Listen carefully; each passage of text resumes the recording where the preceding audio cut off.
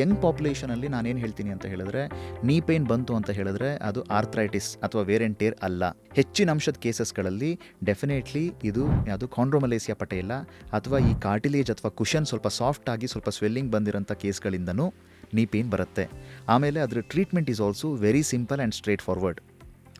Simple ಆಗಿ ಆ VMO muscle strengthening ನಾವು ಮಾಡಿದ್ವಿ ಅಂತ ಹೇಳಿದ್ರೆ ತುಂಬ ಮಟ್ಟಿಗೆ ಅವ್ರಿಗೆ ಹೆಲ್ಪ್ ಆಗುತ್ತೆ. ಹಾಗಾಗಿ ನಾವೇನು ಮಾಡ್ತೀವಿ ಅಂತ ಹೇಳಿದ್ರೆ, ಒಂದು VMO ಸ್ಟ್ರೆಂಥನಿಂಗು ಜೊತೆಗೆ ಇನ್ನೊಂದು ಏನು ಅಂತ ಹೇಳಿದ್ರೆ ನಿಮ್ಮ IT band mobilisation or IT band stretches. So that ನಿಮ್ಮ VMO ಮತ್ತು IT ಬ್ಯಾಂಡ್ ಎರಡೂ ಇರೋವಂಥದ್ದು ದೆ ಸ್ಟಾರ್ಟ್ ಆ್ಯಕ್ಟಿಂಗ್ ಇನ್ ಸಿಂಕ್ರನಿ. ಅದ್ರ ಜೊತೆಗೆ ಇನ್ನೊಂದೇನು ಇಂಪಾರ್ಟೆಂಟ್ ಅಂತ ಹೇಳಿದ್ರೆ ನಿಮ್ಮ ಪೆಲ್ವಿಸ್ ಬ್ಯಾಲೆನ್ಸಿಂಗ್ ಎಕ್ಸಸೈಸಸ್. ಯಾಕಂದರೆ ಇವಾಗ ನಾನು ರನ್ ಮಾಡ್ತಿದ್ದೀನಿ ಅಂತ ಹೇಳಿದ್ರೆ, ರನ್ ಮಾಡೋದು ನಾನು ಎರಡೂ ಕಾಲ ಮೇಲೆ ರನ್ ಮಾಡ್ತೀನಿ. For A fraction of second I am on my right leg, for A fraction of second I am on my left leg.